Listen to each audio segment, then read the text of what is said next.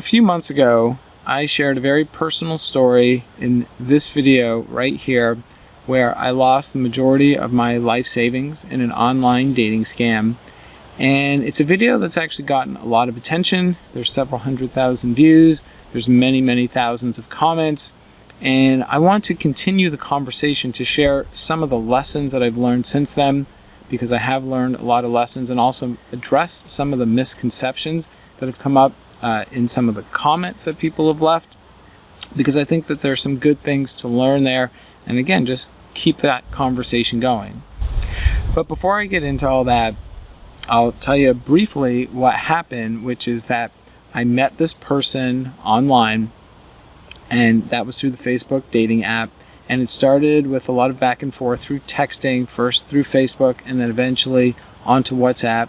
And that was our way of communicating. The way she had, and I say she, but really it's probably a he, had said it, is that this was the way they like to get to know a person's soul. And I just kind of went along with it for that time. And, you know, they said they were local, but they were going to be out of town. So this was the way we were communicating. And we were sharing pictures, we were starting to get to know each other, and trust was getting built. And then eventually, you know, this person worked in finance and had a background in investing. And it was actually me who said, oh, well, maybe you can give me a few tips at some point. And then a couple days passed, and that's when they came back to me with this investment idea and wanted to see if I wanted to partake in it. And it was a crypto short-term investing kind of format, and I had some experience in crypto in the past, and I had already a crypto account on one exchange. And essentially the way it worked was they wanted me to open another account on a different exchange where you had the technology to do this specific kind of short-term trading. And so I moved a small amount of money into that account to test it out, and that was of course what I wanted to do. That's what they were encouraging me to do, just to move a small amount of money. Tested it out, had actually a very exciting first day of doing it, and every time I was doing these investments I was getting basically like a 10% return. We did maybe 3 or 4 of them, and I made a few $100s. It was very exciting. And then I tested it out about being able to withdraw money from that account and back to my original crypto account, which I was able to do. And so essentially that earned the trust that this was a real thing. I had done some online digging best I could to learn about this mode of investing and to see if this kind of investing was a scam or anything like that. And at that time I didn't find anything, so I kept going. And it was only later when I was sharing this with one of my close friends. They did, actually a couple of friends, they're a husband and wife, and they did some digging, and then they found out about what's called the pig butchering scam, and it essentially described what I had been going through for those few weeks, pretty much to a T. And then it was really clear that this was a scam, and I tried to get out of it, tried to take my money out. I couldn't do it anymore, and that's where I knew I had been scammed. So again, this video really gets into it in more detail, and I'll also post some links down below so that if you have been scammed or you're going through something like this, you know where to report it, like to the FBI. And there's this also global anti-scam organization that maybe can help you get your money back. But what I want to talk about now are first a couple of those misconceptions. And when I read some of the more critical things that people have to say, I would say probably the first thing that people tell me is just like how stupid I was. And the reason that they say that I'm so stupid is because, essentially the first rule of, I guess anything like this is you don't give your money to someone that you don't know, and certainly not someone that you haven't met. And I agree. And if this scam was involving giving money to someone that you don't know, then I would have been an instant red flag. Like if they would have presented like, I have this great investment, you got to give me X amount of money, I'm going to invest it for you, here's what we're going to do, and show me it, and then and then they'll give it back to me. I wouldn't have done that at all. When you're creating this crypto account, it's in your own name, and my thought was that I was just simply transferring money from one crypto account, my original one, to this new one that I was making, which on this platform had the technology to do the short-term trading.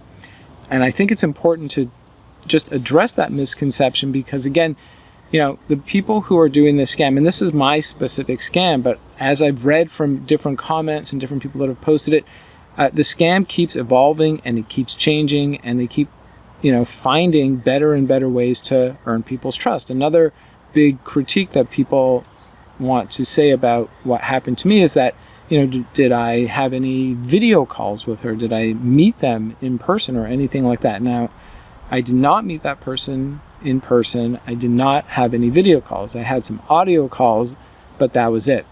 There's no doubt that this is part of a large network of people. There's the people at the very top who in all likelihood have hired many, many people to work under them that are carrying out the scam. And there is AI and there is other technologies that, if you're insisting on having video calls with people and audio calls, because of course you want that when you're just trying to get to know someone and do some online dating, if it's long distance and that's how it's starting, you're going to want that. There's plenty of people that have already shared in the comments that when they got scammed, they had those video calls. They'd been doing them for months, and then eventually they got scammed as well. So that is not necessarily going to prevent this from happening to you. I do think that the biggest things to protect yourself are, number one, really you need to meet people in person before you're going to trust them in any kind of big way. And whenever money and dating come somehow intersecting, that should also be a really big red flag. And there's no sugarcoating around that, and that was definitely my big mistake. And my big mistake was because it came from me, it didn't come from them. And so I thought really that this person was just interested in my well-being. They took a real interest in me, in my family, and in my work, and wanted to support what it was that I was trying to build, and I believed them. So, they are very good at what they do. They're very good at building that trust. But it's important to protect yourself, to look for those red flags and get out. And if it's hard for you to get out and you've already invested some money or something like that, if there's any red flags that are coming up, talk to people. And that was the other big thing that, it took me too long to share what was happening with enough people, because, essentially, if you've met someone that you are excited about, or you have this investment thing that's working out for you or something like that, at some point along the way, you'd normally want to share that with people. You'd want to share the news with a family member or a friend. And I know in my case, it took a long time, and I didn't recognize that was probably me being, putting on some kind of blinder that prevented me from doing something that was so natural. So the other thing is that if you're having doubts and you're not sure if this is a legitimate thing, or you're even questioning it and doing the research like I was, well then, the first people that I think you should do that research with are people who you trust and who are close to you. And talk to other people, because they may be able to see something that you're simply not able to see, and that might be able to save you a lot of hardship and pain later on. One more thing I would say is that it's really best to date locally and make sure that you meet people in person before you are willing to open your heart and start trusting, to the degree certainly that I did, but in general. So, if that person is online and that's how the conversation is starting, I would just really slow the brakes. As exciting, as interesting, as good as the connection feels, just really make sure that you meet the person online before you're willing to, just invest your heart in a situation. But the truth is, as many people have left in their comments, it is also true that there are people who have been scammed after years of being with someone, and then that person ends up leaving them and taking a whole bunch of money from them as well. So, there's no perfect way to protect yourself, but of course there are ways for us to be smarter about it and just really to do our best. And the last thing that I want to talk about here is that I did start a GoFundMe as part of, what I shared in that last video. And a lot of people, it seems, have an issue with that. And I get that. In fact, I had a lot of doubt about if I would do it. But there were a lot of people who were wanting to help me. And I was, and even still am, very much in a place where I can use the help. There's a financial side to why and how I could use the help. But there's something actually a lot bigger than that.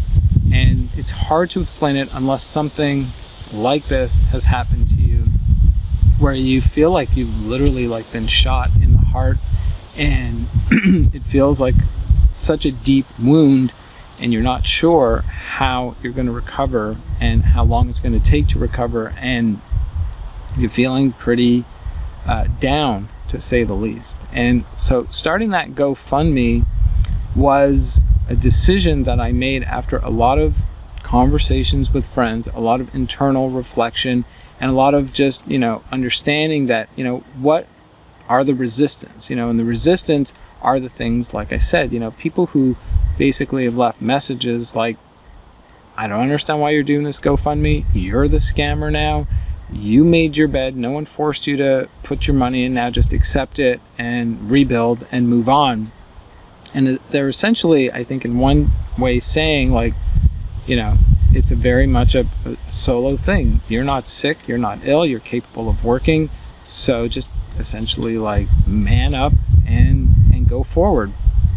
And like I said, I get that, and I get, I had my own resistance around it for a lot of those same reasons.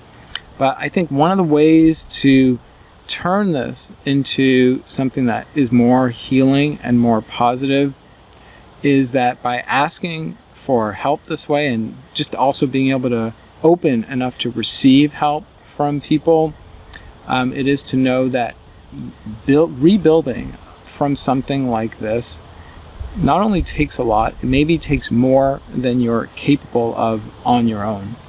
And to be held by other people, yes, to receive all the support, essentially to receive the support, and like I said, there's been thousands of comments of support, and many people who I don't know who have given some money, and whatever format that people have been willing to offer their support, both from people that I know and don't know, they are all helping to heal something that goes really deep in me, and I am incredibly grateful for it.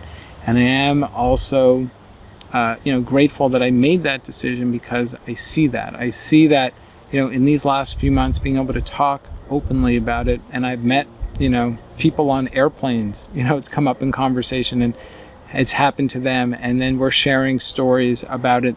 People who who have seen my video and then reach out to me, and we start talking about it. And and having that GoFundMe and putting it out there in public, all of it has helped me to be in a position where I feel like I can talk about it. I can be there more for people. And then also, financially, having that bit of money means that I can also help someone else who's in need as well. So, it's helped. It's helped tremendously to heal. It's helped tremendously to help start to get back on my feet. And I am eternally grateful for anyone who has decided to make a contribution. And if you are someone that wants to make that contribution, I do still have that GoFundMe. If I ever did get to a place where I have rebuilt my savings and I get donations that take me beyond that, I would gladly, give that to other people who are down and in need of help as well. I'm really not doing it to make a ton of money. I'm just doing it as part of the healing process. And another big part of that, last thing I want to talk about is that the people who are so critical about it, and also just tell me that, me falling for the scam in the first place and then doing the GoFundMe, it just speaks to just I'm just this very greedy person. And, if you can't accept that you're greedy, then you're missing the whole point. Well, I have spent a lot of time thinking about that. I can't say that I'm not that greed didn't play some part in what happened and why I didn't recognize that it was a scam. I do find it very interesting that people who really don't know me and are just getting to know a story for 25 minutes are so quick to say exactly why this happened. And for me, I have spent so much time reflecting on it. And while greed may play some part in my decision making, I think actually for me it's a lot more about trauma, and it's about things that have happened to me in my past that are like things happen, hard things happen to us, but then there's also how we deal with it, and our body and our emotions and our ability to deal with things that happen to us can often leave things festering in us and growing in us and building walls and building fears that last for decades and keep going on in our lives, and it's hard to recognize them. And then you get into situations and then you make choices that you can definitely regret later. And that's the kind of trauma that I'm talking about. So things that happened to me when I was young have very much built up like fear around scarcity, and the pandemic very much brought this up in such a big way, because I wasn't able to work because I'm a massage teacher and a massage therapist. So I was so restricted in what I was able to do to make any kind of money for years already. And I have a family that I'm supporting in the present, and also thinking about like college for my daughter, and so it's like when this came up for me, it was about facing those fears and digging deep. The main reasons I ended up feeling like it was a healthy thing to keep investing was not necessarily because I wanted to make all this money and have some quick and easy way out necessarily, although like I said, I'm not saying that wasn't part of the story, but it was really also about just trying to push my comfort zones and my boundaries of what felt courageous, and to be willing to take this leap, because it just really did seem like it was a legitimate way to grow an investment and to do it really quickly, and it felt like a blessing that this was coming into my life. And so what was really required to me was to have enough courage to want to invest more and take advantage of something that was a short-term thing that was going to help really get me back on track, and be able to pay for the first year of college for my daughter, and be able to hire a person so that I could take my business to the next level. And so these were the things that I was thinking about, and then when it really happened and I know that I've been scammed, the big part of this healing was to not get so hurt that finding this courageous way to live, to attract the partner that I really want to be with, to keep building my business in ways that challenge me to grow as a person, to be in service to my community, and to share, things around massage and wellness and health that challenge me to get even better at what it is that I do, and also just get better at turning what it is that I do into something that's really sustainable. These were the stories, and these are still the questions and part of my healing process, and also really part of why it feels so deeply rewarding and grateful to me that people are willing to share their comments of support and give the donations, because all of these things are helping me to heal on these levels, and to do it in a way that allows me to hopefully not only just get back on track, but be a better version of myself, be more helpful and more a better citizen in this world than I could have ever imagined. And that was it. That was my process then. That remains my process now. And the people out here who are leaving these comments and who are, sharing some of what's going on with them, you are helping me, and I hope that I'm helping you to prevent it, hopefully, from happening to you. And if it has happened to you, to know that you're not alone, and to know maybe there are some steps we can take to help in that healing process where we are helping each other, and what to do if it has happened to you. So that's my story. That's where I'm at now, and I would definitely love to hear from you if you have anything that you want to share. And as I continue to evolve, I'll be happy to keep sharing more of these lessons learned. Thank you for your time today, and I hope to keep connecting in this very profound way. We'll talk soon.